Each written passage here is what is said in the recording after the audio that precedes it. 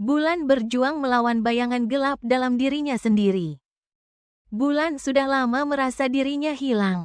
Bukan hilang secara fisik, tapi hilang dari dirinya sendiri, tenggelam dalam bayang-bayang kehidupan yang penuh tekanan, kesunyian, dan luka lama yang tak pernah sembuh. Ia hidup berdampingan dengan matahari, suaminya, selama 30 tahun.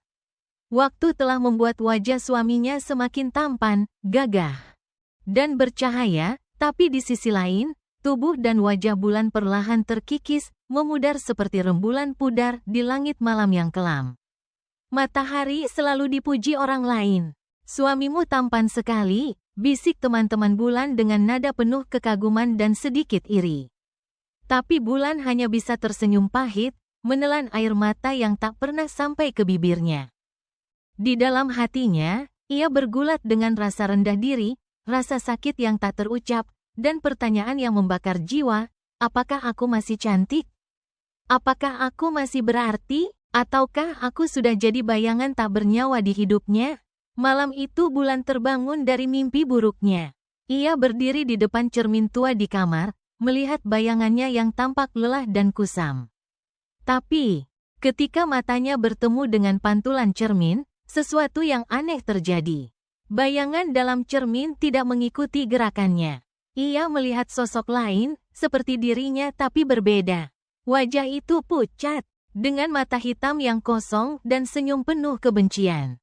Bayangan itu menatap Bulan dengan intensitas yang menusuk hati. Bulan merinding, mundur selangkah, tapi bayangan itu tetap di sana.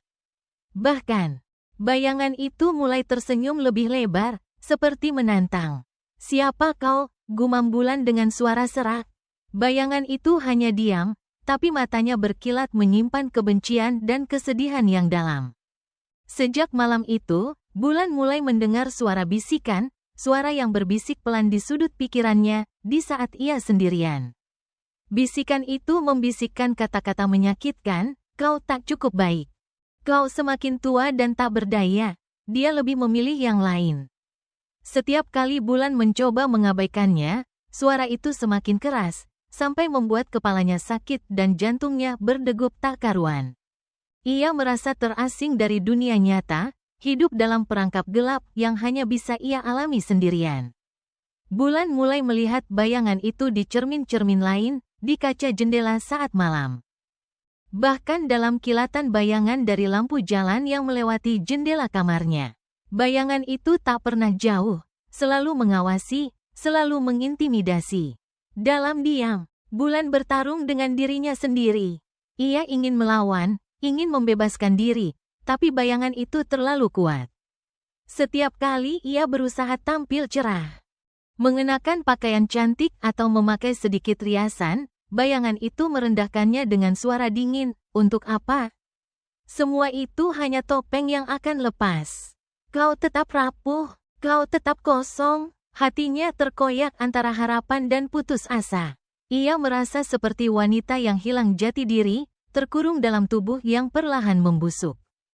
Ada rasa takut yang mendalam. Jika ia menyerah, apakah bayangan itu akan mengambil seluruh hidupnya? Apakah ia akan hilang selamanya?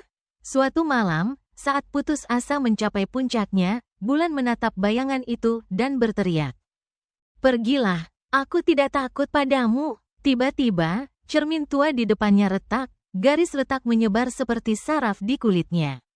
Dari celah itu muncul kabut gelap yang berputar-putar, membawa Bulan tersedot ke dalam dunia yang asing dan menyeramkan.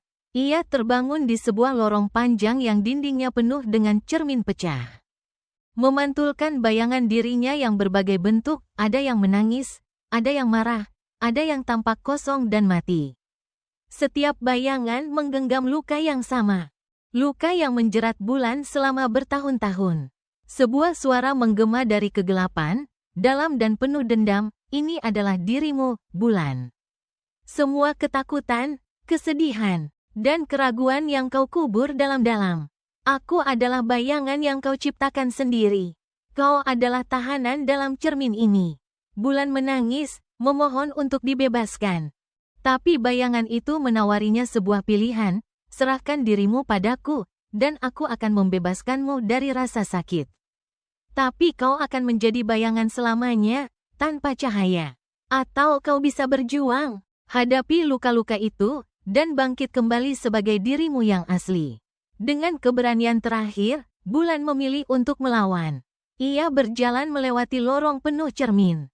Menghadapi bayangannya sendiri satu persatu, menerima rasa sakit dan kesalahannya selama ini.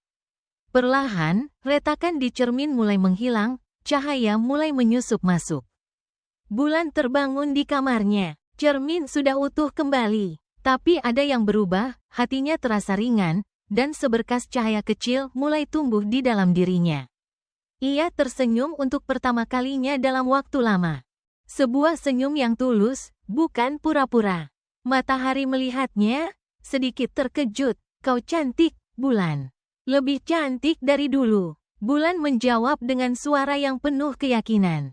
Bukan karena aku berubah, tapi karena aku mulai menerima diriku sendiri.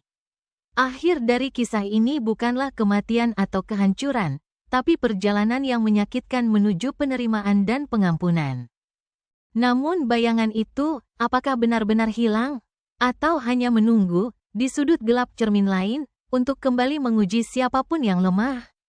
Bayang di balik cermin. Kisah Bulan yang terkurung, bukan hanya cerita tentang rasa sakit dan usia, tapi juga kisah bagaimana kegelapan terdalam bisa menelan seseorang. Dan bagaimana cahaya kecil di dalam hati bisa menjadi senjata paling ampuh untuk melawannya.